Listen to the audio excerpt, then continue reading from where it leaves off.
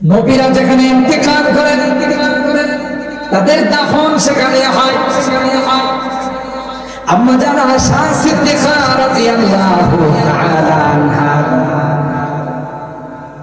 আল্লাহর কাছে দোয়া করতেন, আল্লাহ তোমার নবী আমাকে ভালোবাসে, এত মহব্বত করে তোমার নবীর ইন্তেকাল তার আয়েশার কুলের মধ্যে হয়। তাই হলো আল্লাহর নবী যখন মৃত্যুর সময় যখন ঘনিয়ে গেল বারবার আল্লাহর হাবিব বুখারী শরীফের মধ্যে আসে জিজ্ঞাসা করে, আল্লাহ আনা বাবা, আমি আগামীকাল কার ঘরে থাকবো? আম্মা জানরা বুঝে ফেলছে যে আল্লাহর নবী আয়েশার ঘরে যাইতেছেন। আম্মা জান আয়েশা সিদ্দিকা রাদিয়াল্লাহু তাআলা আনহা বলেন, নবী আমার ঘরে চলে আসেন। আল্লাহর নবী ব্যথায় কাতর হয়ে আমার কোলে বসে আছেন, মাথাটা রানের উপরে আছে। এই মুহূর্তে আজরাইল আলাইহিস সালাম আয়েশা বলেন, ও নবী, আল্লাহ আপনাকে সালাম জানাইছে।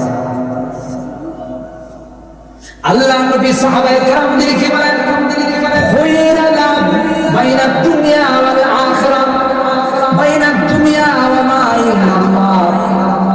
আল্লাহ তার এক বান্দাকে দুনিয়া এবং পরকালের মধ্যে স্বাধীনতা দিয়েছেন। দুনিয়াতে থাকবেন না, আপনি আমার কাছে চলে আসবেন।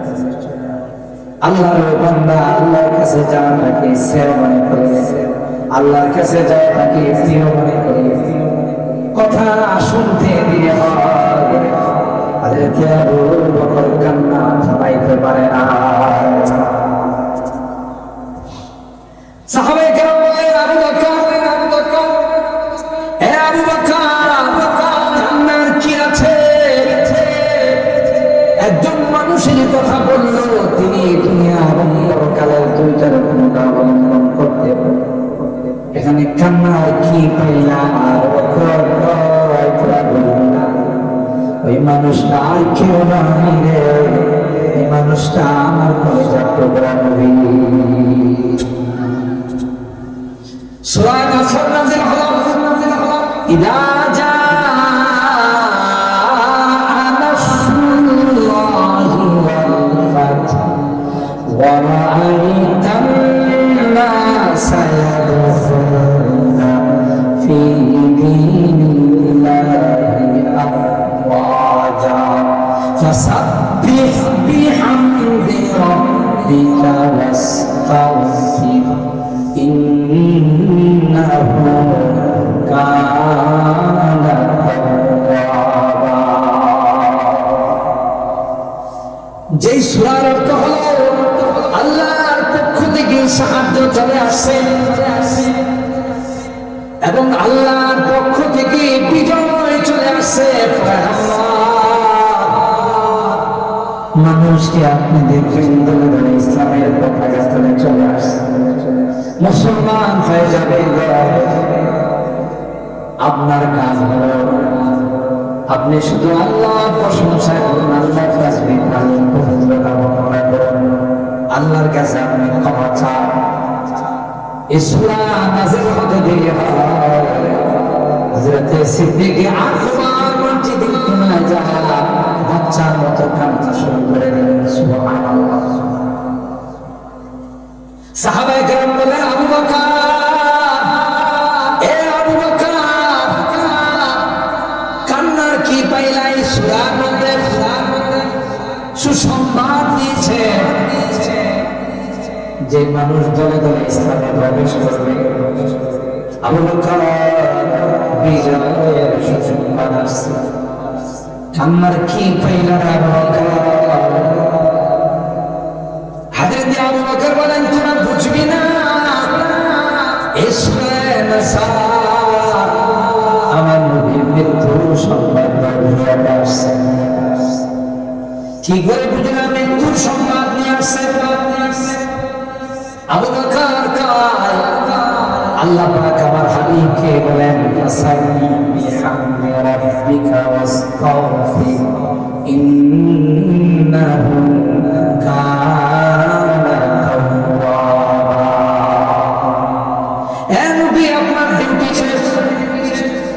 যেই দায়িত্ব দিয়ে আপনাকে পৃথিবীর মধ্যে প্রেরণ করেছিলাম, নবুয়তের দায়িত্ব দিয়ে প্রেরণ করেছিলাম, নবী আমার আপনার দায়িত্ব আপনি কমপ্লিট করে দিয়েছেন। আমি কোরআনে ডিক্লেয়ার দিয়ে দিলাম, আলিয়াউমা আকমালতু লাকুম দীনাকুম ওয়া আতমামতু আলাইকুম নি'মাতি ওয়া রাদিতু লাকুমুল ইসলাম দীনা। যেহেতু নবীর কোনো দায়িত্ব নাই, নবুয়তের দায়িত্ব কমপ্লিট হয়ে গেছে, নবুয়তের দায়িত্ব শেষ হয়ে গেছে, তাই আল্লাহ পাক নবীকে বললেন আপনি এখন তাসবিহ আর তাহলিলের মধ্যে থাকেন। তার মানে হলো আর বেশি দিন নয়, নবী কিছুদিনের মধ্যেই আমাদের থেকে চির বিদায় নিয়ে চলে যাবে। আর ভাইরা,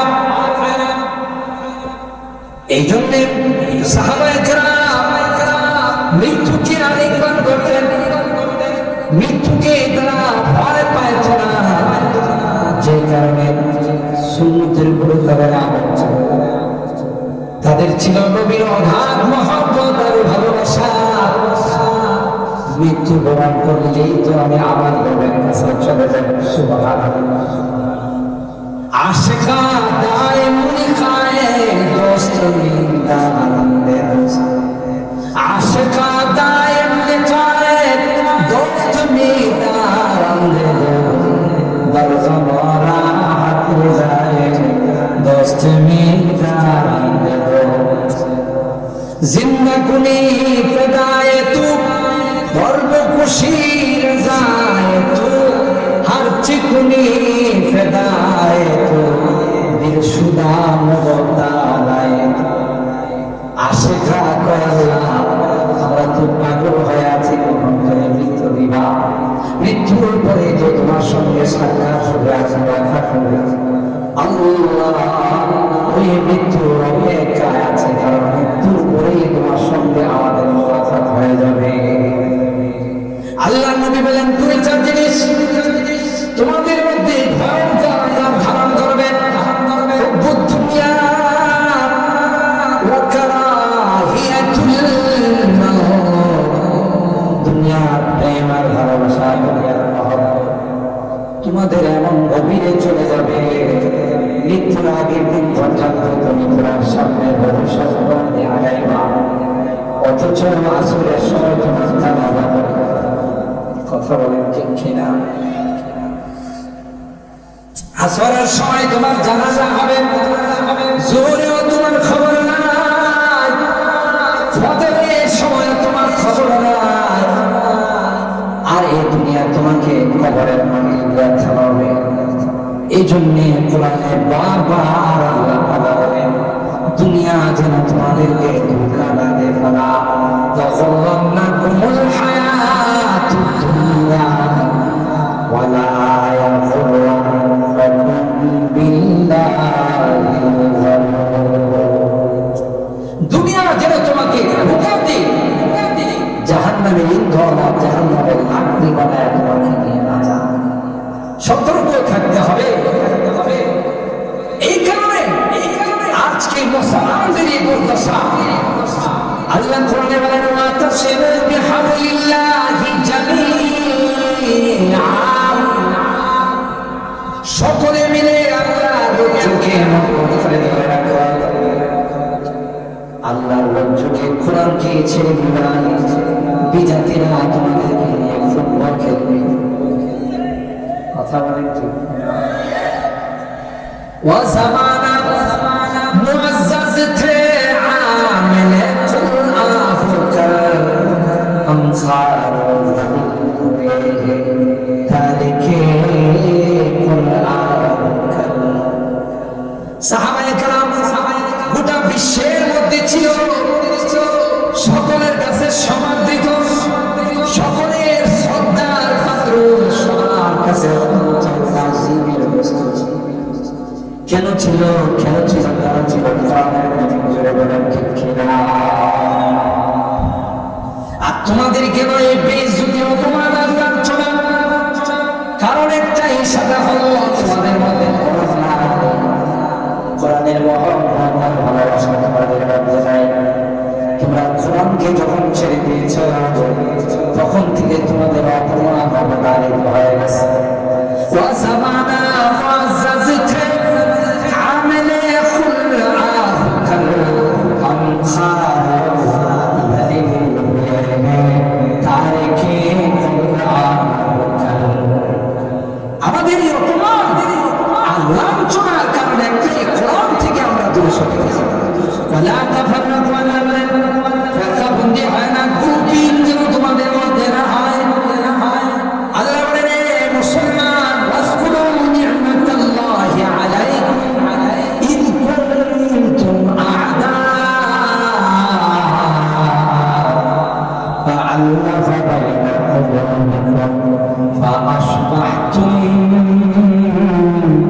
بنعمته إخوانا। যদিও এই আয়াত আউস আর খাজরাজ সম্পর্কে নাযিল হয়েছে, উলামায়ে কেরাম জানেন আল ইবরাতু বিউলুমিন নাস বিউলুমিন নুসুস লা বিনুসুসিল মাওয়ারিস। কোরআনের শব্দ বলে তোমরা একটা সময় জাহান্নামের কিনারায় ছিলে, জাহান্নামে বরণ করলে তোমরা চলে যাবে।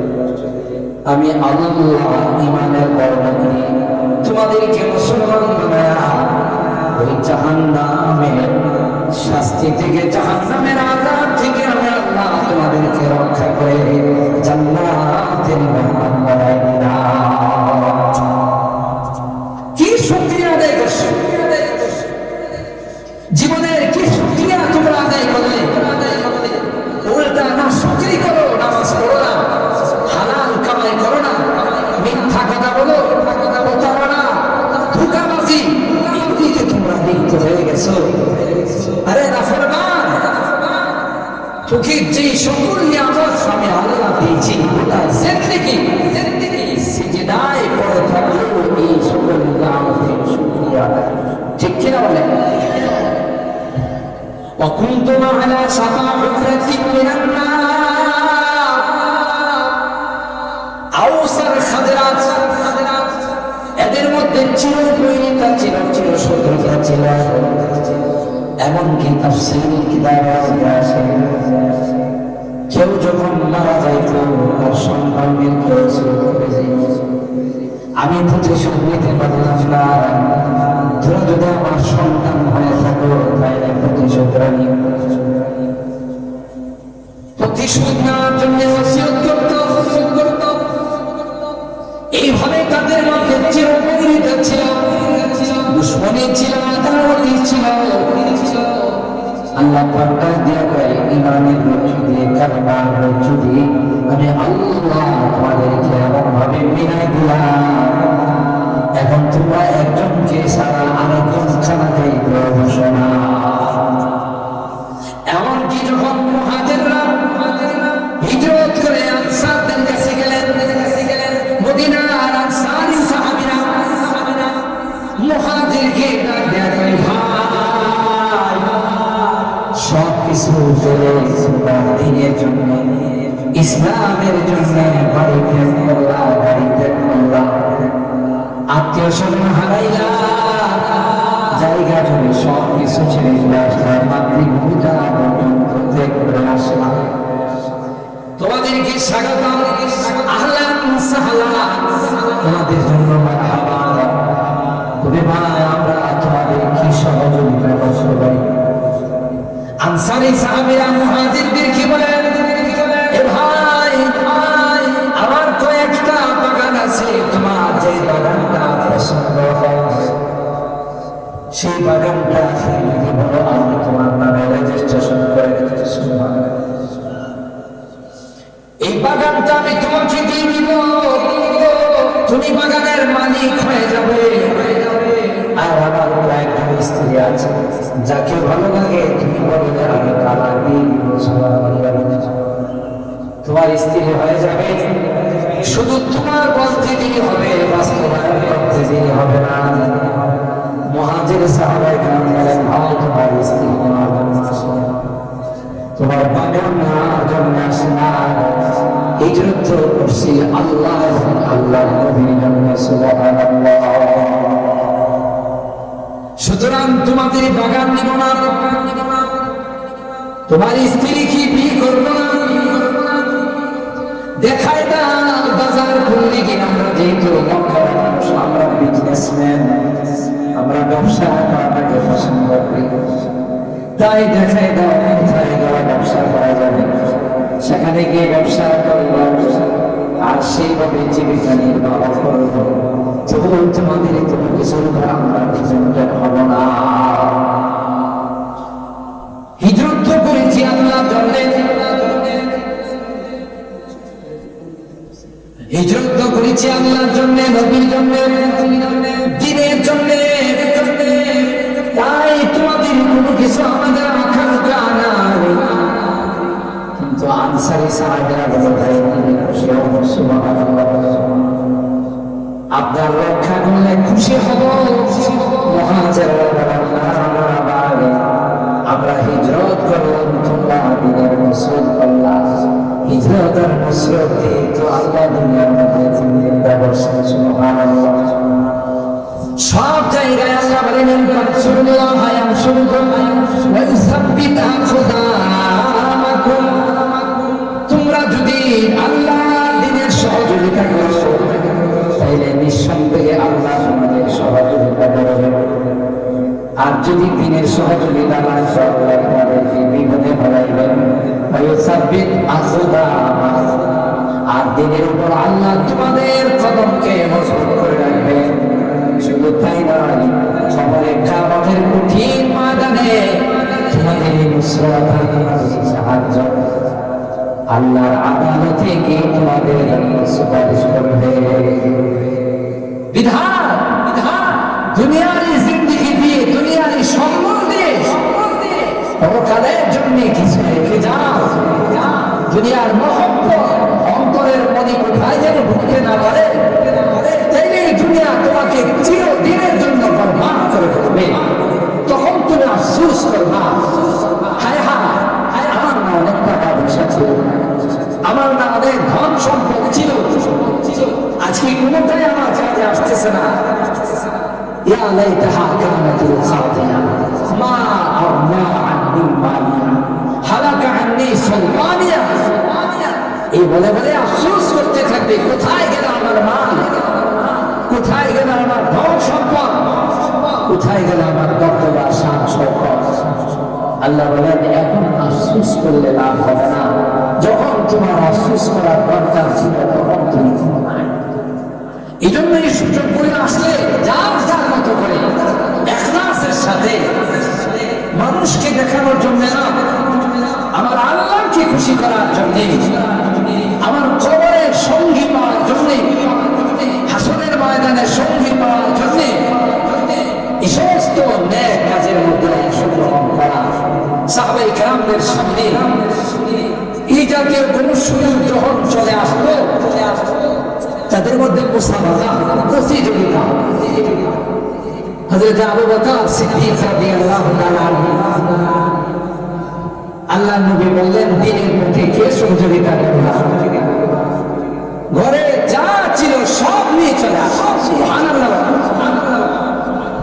আর হযরত ওমর বলতেছেন যে আজকে আমি যতকে 2 নম্বরে ফেলাই, আমি আমার যা ধন সম্পদ আছে না শিখিয়ে দাও করে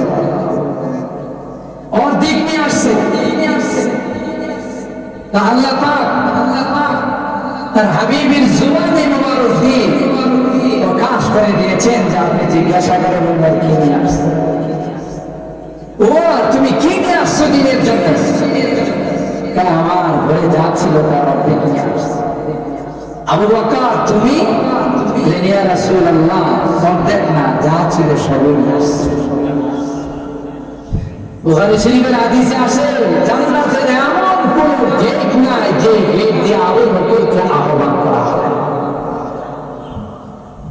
যে গেট দিয়ে আবু বকরকে আহ্বান করা হয়। আল্লাহ এই জন্যই তো আল্লাহ তাদেরকে নবীর সহচর, নবীর ডান হাত বাম হাত সাহাবীর মর্যাদা আল্লাহ দিয়েছেন। অন্য কাউকে আল্লাহ তাআলা এই মর্যাদা দান করেন না। তো প্রতিযোগিতা চলতো তাদের মধ্যে, যা ছিল তাদের সামনে আপনার গেট ছিল পরকাল। কিন্তু আমাদের ভিতরে দুনিয়া একবারে ঢুকে গেছে। হাজারো চেষ্টা করলেও আমাদের থেকে কিছু আসবাব, কিছু সামান, কিছু টাকা পয়সা বের করাটা বড় কষ্ট।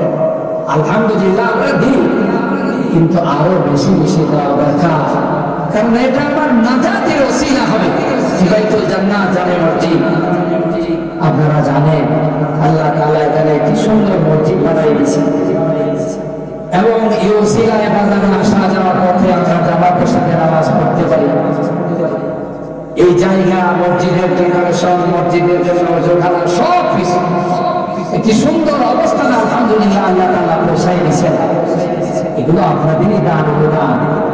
এখানে কোনো বিদেশি ডোনেশন, কোনো বাহিরের বড় বড় অঙ্ক আসে নাই।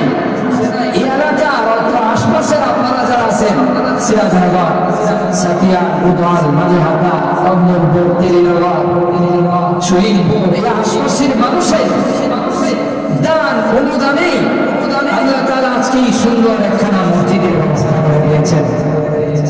এই মসজিদ যে আমাদের সামনে আরো অনেক কাজ, মসজিদের এখনো মসজিদের নিচের কাজ বাকি আছে।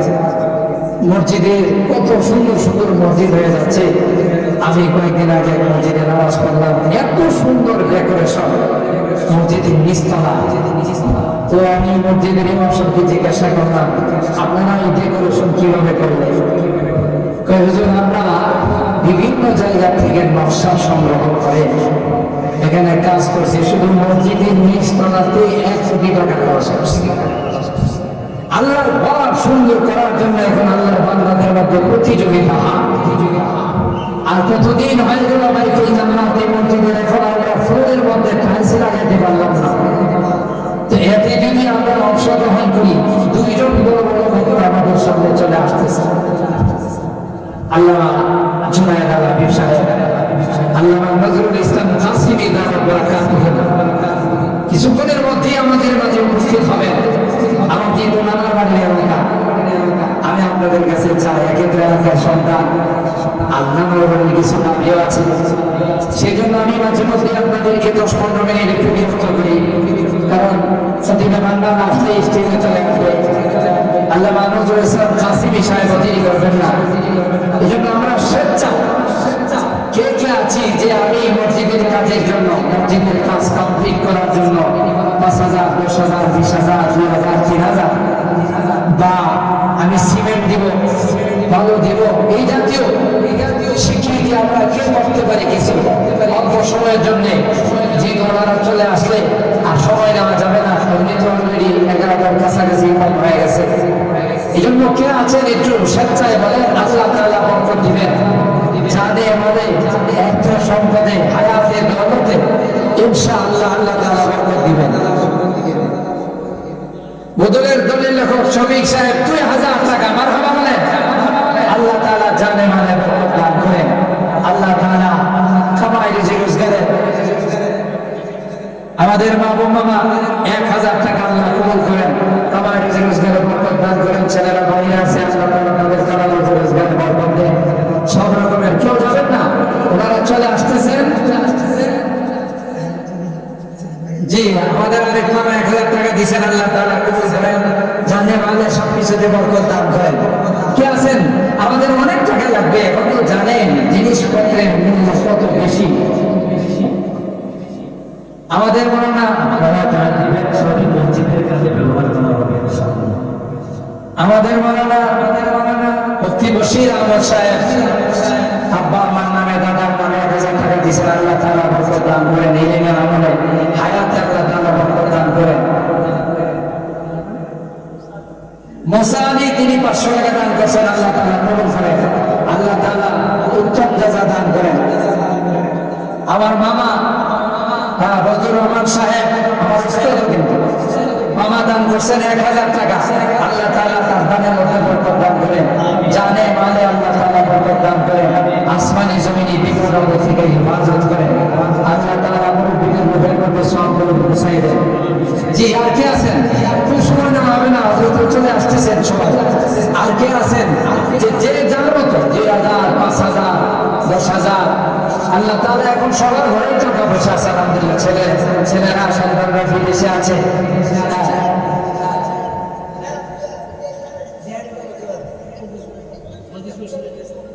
মজলিশপুরে শফিকুল ইসলাম আমার মামার মেরজামাত,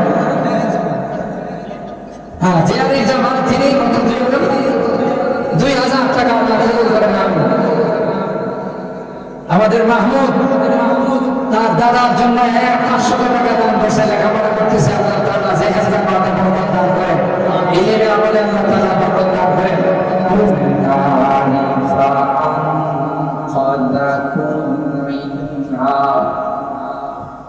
كذلك يبين الله لكم آياته لعلكم تهتدون.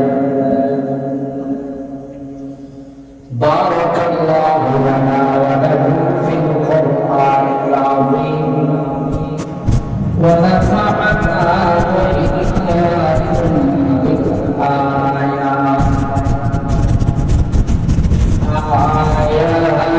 والذكر الحكيم. صدق الله العظيم وصدق رسوله النبي الكريم ونحن على ذلك لمن الشاهدين والشاكرين والحمد لله رب العالمين. সকলে মহব্বতের সাথে বসবে। اللهم صل على محمد وعلى آل محمد كما صليت على إبراهيم وعلى آل إبراهيم إنك حميد مجيد. اللهم بارك على محمد وعلى آل محمد كما باركت على إبراهيم وعلى آل إبراهيم إنك حميد مجيد.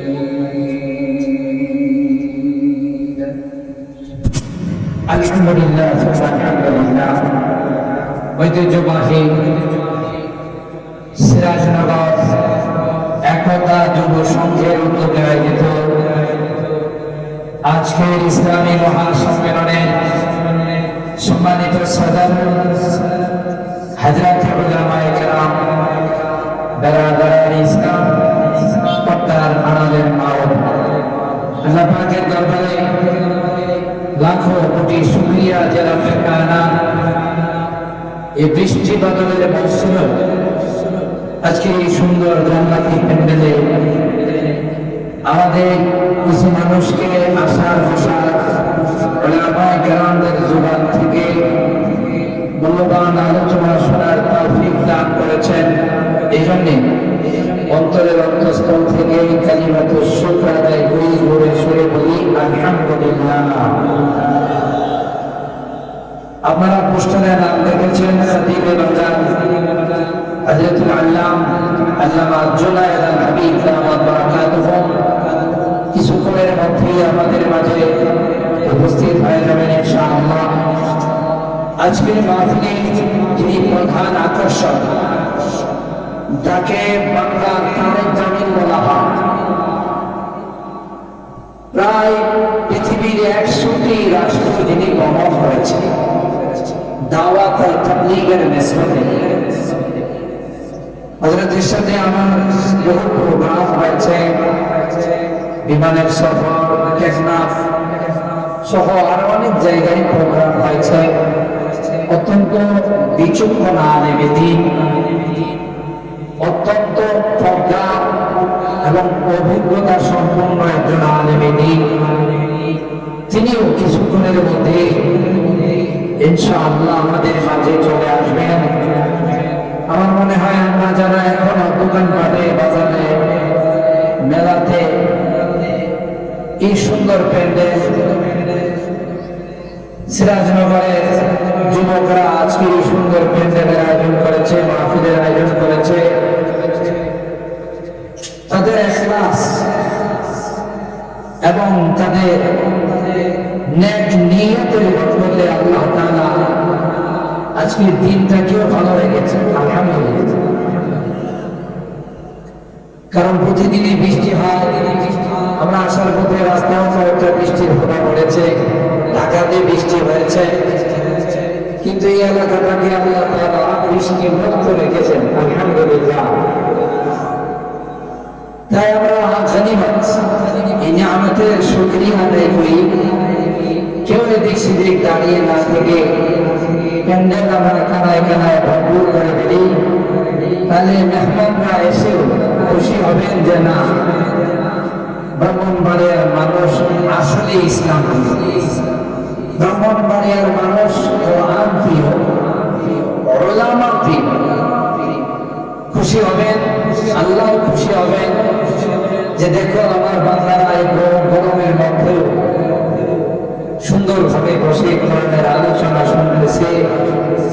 ফেরেশতাদের মাজলিসে আল্লাহ আমাদের মুযাকারা করেন, আলোচনা করেন। তোমরা সাক্ষী থাকো, আমি তাদের জীবনের গুনাহগুলো মাফ করে দেব। আর যে জান্নাতের আশায় বসা, যে জাহান্নাম থেকে মুক্তি লাভ করার আশায় বসা, আমি আল্লাহ তাদেরকে জাহান্নাম থেকে মুক্ত করে জান্নাতের ফয়সালা করে দেব। তো আমি আপনাদের খিদমতে কোরআনুল কারীমের ৪র্থ নম্বর পারা ২য় পৃষ্ঠা হাদিসে কোরআন শরীফে সূরা আলে ইমরানের ১০৩ নম্বর আয়াতে কারিমা তেলাওয়াত করেছি। এই সংগঠনের নাম হলো একতা যুব সংগঠন। তো একতা যুব সংঘে আজকের এই মাহফিল, একতার বড়ই প্রয়োজন। আজকে আমাদের মধ্যে একতা নাই বলে বিশ্বের বিভিন্ন জায়গায় মুসলমানরা মার খাচ্ছে, ঠিক না?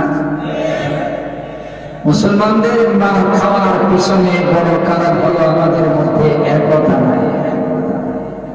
আপনারা শহীদ তাফসীরে হুজুর ওয়ালা তাফসীরে হযরত হুজুর রাহমাতুল্লাহি আলাইহি জবানে অনেক সময় শুনেছেন যে চুলের কোনো শক্তি নাই, টান দিলেই ছিঁড়ে যায়।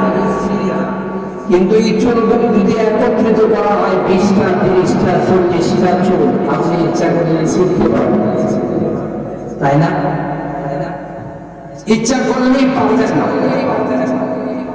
কারণ এগুলো যখন আলাদা ছিল তাদের কোনো শক্তি ছিল না। একত্রিত যখন হয়ে গেছে তখন ইচ্ছা করলে তাদের সাথে এই চুলগুলোকে আপনি বন্ধ করে কিছু করতে পারবেন।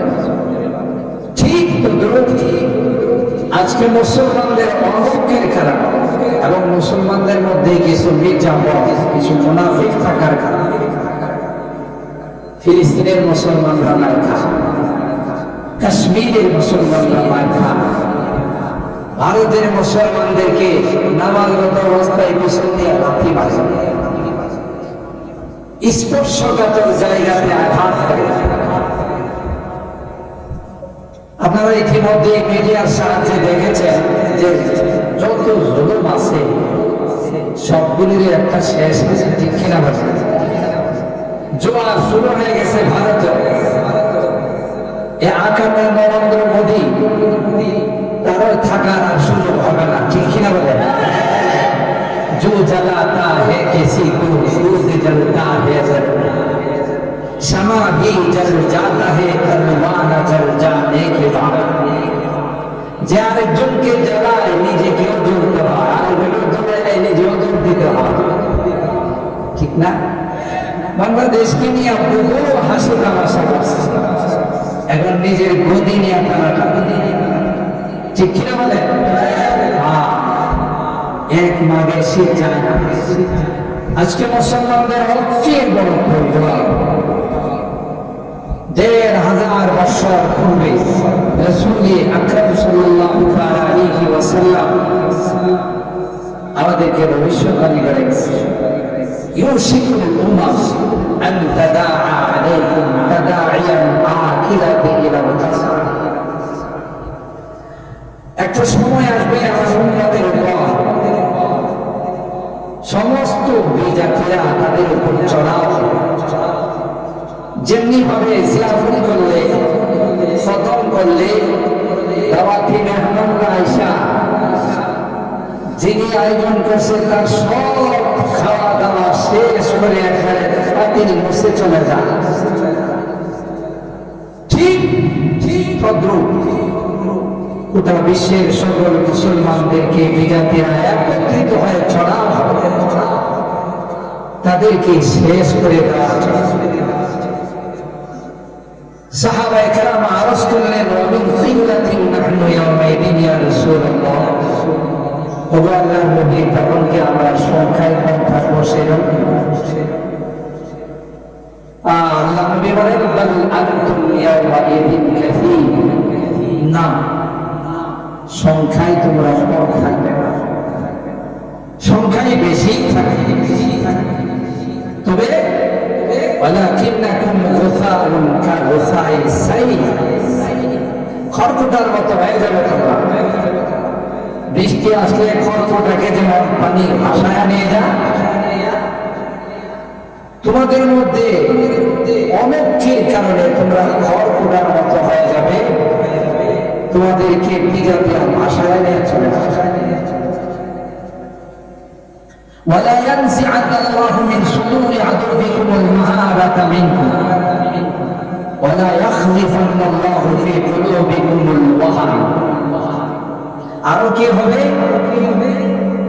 শত্রুদের দুশমনদের কথা শুনলে তোমাদের অন্তর থরথর করে কাঁপে, আর তোমাদের যে একটা ভয় ছিল তাদের অন্তরে এটা শেষ হয়ে যাবে। এরা তোমাদেরকে এখন দুই পয়সা দিয়েও বন্ধ, এরকম হয়ে গেছে। হযরত উমর জাহানের বাদশা ছিলেন, কোনো রাজপ্রাসাদ ছিল না। হযরত উমর ইবনে খাত্তাব রাদিয়াল্লাহু তাআলা কোনো সিংহাসন ছিল না, বাগানে বসে বসে রাষ্ট্র চালাইতেন। শুধু চায়নার প্রেসিডেন্ট যখন হযরত উমরের নাম শুনত থরথর করে কাঁপতে থাকতেন। না জানে উমর কত বড় শক্তিমান। দুইজন দূত পাঠাইলাম, দেখে আসো উমরের সিংহাসন কত বড়, উমরের সওদার। এরা সফর করে আসলো, আমিরুল মুমিনিন হযরত ওমরকে তালাশ করে পায় না, রাজপ্রাসাদ পায় না, সিংহাসন তালাশ করে পায় না। একজন সাহাবীকে জিজ্ঞাসা করে, এ ভাই তোমাদের আমিরুল মুমিনিনের রাজপ্রাসাদটা কোথায়? রাজভবন ভবনটা কোথায়? সিংহাসনটা কোথায়? কই না, না তার কোন সিংহাসন নাই, তার কোন রাজপ্রাসাদ নাই। তাইলে তিনি কোথায় বসে রাষ্ট্র চালান? সাহাবী বললেন, আসো যদি দেখতে চাও আমাদের আমিরুল মুমিনিনকে দেখে যাও। বাগানের এক কোনায় বসা, দূরের থেকে ইশারা করে ওই যে দেখা যায় তিনি হলেন আমিরুল মুমিনিন ওমর ইবনে খাত্তাব। বাগানে দুই কদম ফুটায়, আবার দুই কদম পিছনে নিয়ে যায়, সামনে যাওয়ার সাহস পায় না। সাহাবী কয়, কি ব্যাপার, সামনে কেন যাও না? কোথায় কেমন ভয় লাগতেছে? তার সামনে যাওয়ার সাহস হচ্ছে না, অন্তরে কেমন যেন ভয়ভীতি অনুভব হচ্ছে, তাই সামনে যাওয়ার জন্য অগ্রসর হচ্ছে। আল্লাহ ইমানদারদেরকে ডাকে, তোমাদের ভিতরে এমন এক জিনিস আমি আল্লাহ দিয়েছি, তোমরা যদি সঠিক করতে চলো রে বেজেরাত বেজাতেরা তোমাদের মিসওয়াক দেখে তারা ময়দানে ছেড়ে থামাবে। আমিরুল মুমিনিন আমিরুল জিহাদের আমির বললেন, কয়েকদিন হয়ে গেল যুদ্ধ হচ্ছে কিন্তু বিজয় আসতেছে না, কথা মনে হয় আমাদের থেকে কোনো একটি শূন্য সারা বলে গেছে। সুবহানাল্লাহ। হযরত বড়জোর শহীদ বদর সিফা জেনে আসতে তখন ছাত্র এই আল্লাহর বান্দাকে কখনো দেখা যায় না যে ওযু করছে, সেই বাসা থেকে ওযু করে তাফসীর মাহফিলে আসতেন, যতক্ষণ পর্যন্ত তাফসীর মাহফিলে থাকতেন কোনদিন ওযু করতে দেখা যায় না। একদিন কোন কারণে ওযু করতে বসে পকেটে হাত দিয়ে কি যেন হারাই গেছে, আফসোস করে বলতেছেন ইন্না লিল্লাহি ওয়া ইন্না ইলাইহি রাজিউন। আমরা মনে করছি হয়তো টাকা পড়ে গেছে, না হয় কোনো দামি জিনিস পকেট থেকে পড়ে গেছে। জিজ্ঞাসা করলাম কি হারাই গেছে, না না হারা না, মিসওয়াকটা আমার পকেটে ঢুকাইতে পারি নাই, মিসওয়াক করা ছাড়া আমি ওযু করব আর এই ওযু নিয়ে কথা বলবো, আমার একটা কথাও আজকে মানুষের মধ্যে আসর করবে না। আল্লাহু আকবার। এক একটা কথা গুলির মতো, এক একটা নসিহত মানুষের কলবের মধ্যে এমন ভাবে ঢুকে যাইত। আমরা দেখেছি যে মানুষগুলো একসময় জোয়ারি ছিল, যে মানুষগুলো একসময় ছুরি লাগানি করত, যে মানুষগুলো নামাজ পড়ত না, আল্লাহ নবীর কথাগুলো তাদের দিলের মধ্যে এমন ভাবে আঘাত করত, এমন ভাবে বিদ্ধ। পরবর্তীতে দেখা গেছে তাদের চেহারার মধ্যে দাঁড়িয়ে চলে আসছে, পাঁচ ওয়াক্ত নামাজ তাদের থেকে কোনদিন মিস হয় না। রাগ করবেন না, এখন যে পরিমাণে মাহফিল হয়, যে পরিমাণে তাফসীর হয়, তখন কিন্তু এত বেশি তাফসীর হতো না, এত মাহফিল হতো না। কিন্তু আমার অভিজ্ঞতার আলোকে আমি বলি, যত পরিমাণে যে বেশি তাফসীর মাহফিল হচ্ছে, ওয়াজ হচ্ছে, কিন্তু সেই পরিমাণে মানুষের মধ্যে আনন্দ নাই। কথা কি ঠিক বললাম? আগে যেমন ছিল এখনো সেরকম। আগে মিথ্যা কথা বলতো, এখন মিথ্যা কথা কয়। আগে প্রতারণা করতো, এখনো প্রতারণা করে। আগে মানুষের জায়গা দখল করতো, এখনো তাই করে। কোরআনের মাহফিল দিনের মধ্যে আসর করে না, কারণ আমরা যারা কথা বলি আমাদের মধ্যে আনন্দ নাই। আল্লাহ মাফ করুন, আমাদের মধ্যে ঢুকে গেছে তার কারণে। আমার এক উস্তাদ, আমি যখন বয়ানের মাধ্যমে এখন আছেন, আমি বললাম হুজুর মানুষ তো ঘর বয়ান করার জন্য, আমি বয়ানের মাধ্যমে আমি বলি না। বললেন 2 শব্দে বয়ান করতে পারো, বয়ান করার ইচ্ছা থাকে। 1 নাম্বার হলো টাকার প্রতি লোভ করবা না। যেদিন টাকার প্রতি লোভ করবা, সেদিন তোমার কথা মানুষের কাজে লাগবে। ব্রাহ্মণবাড়িয়া থেকে অনেক সময় মাহফিল করে যায়, আপনারা রাগ করেন না, বিশ্বাস করবেন না। আমার পকেট থেকে 2000 টাকা দিয়ে হয়, কিন্তু কোনদিন কথা কারোর কাছে প্রকাশ করি না। কারণ যেদিন টাকা চাইবো সেদিন থেকে আর কথার মধ্যে দূর থাকবে না।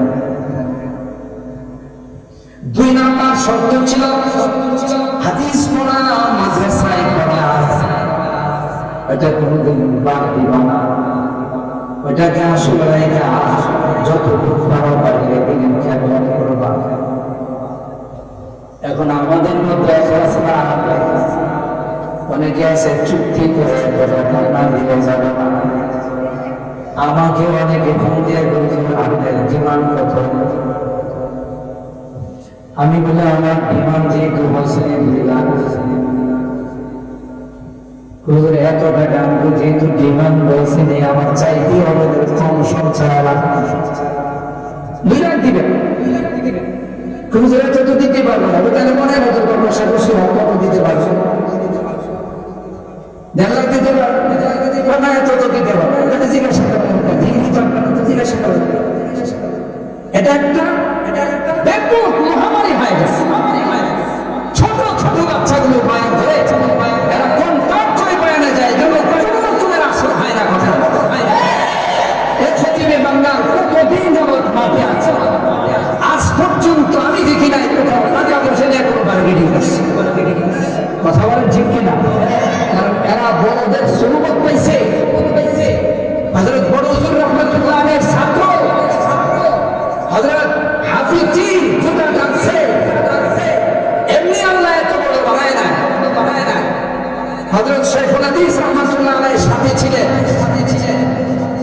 কোনদিন চাইতে আমি অন্তত পক্ষে দেখি না। আমাদের আকাবেররা হযরত বড় হুজুর রাহমাতুল্লাহ আলাইহি শহীদ তাফসীর মাঠে তাফসীর শেষে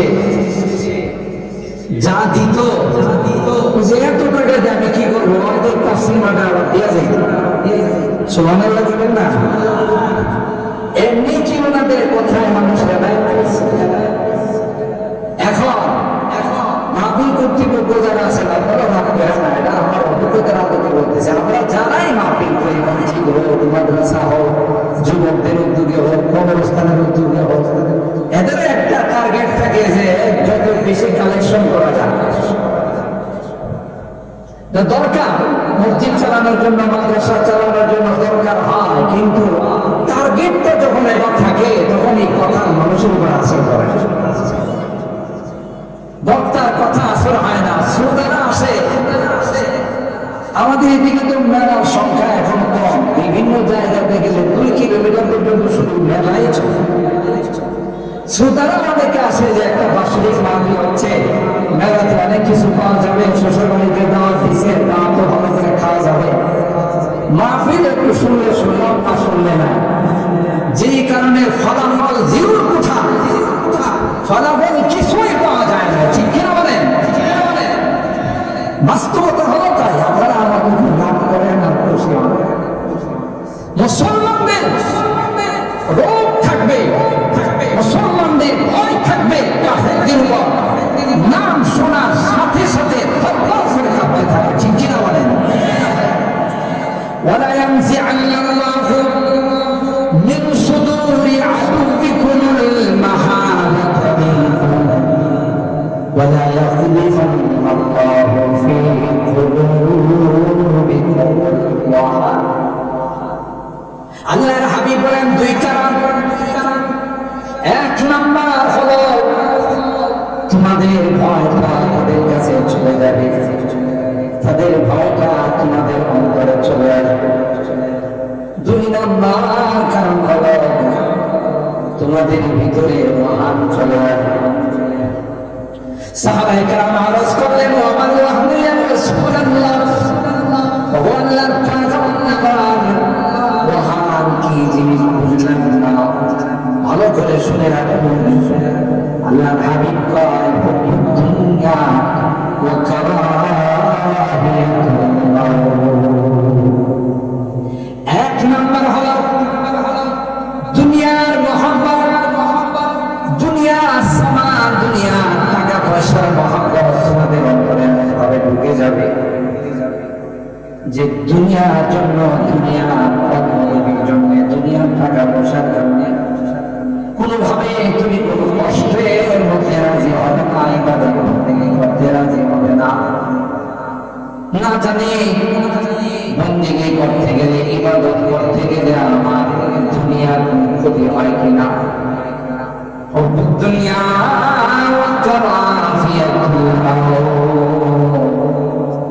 মৃত্যুকে তোমরা এমনভাবে ভয় পাবে, মৃত্যুর কথা শুনলে নিরাপদ দূরত্ব বজায় রাখবে, মৃত্যুকে তোমরা কোরবানি করবে না। অথচ সাহাবায়ে কেরাম রিদওয়ানুল্লাহি তাআলা আলাইহিম আজমাইন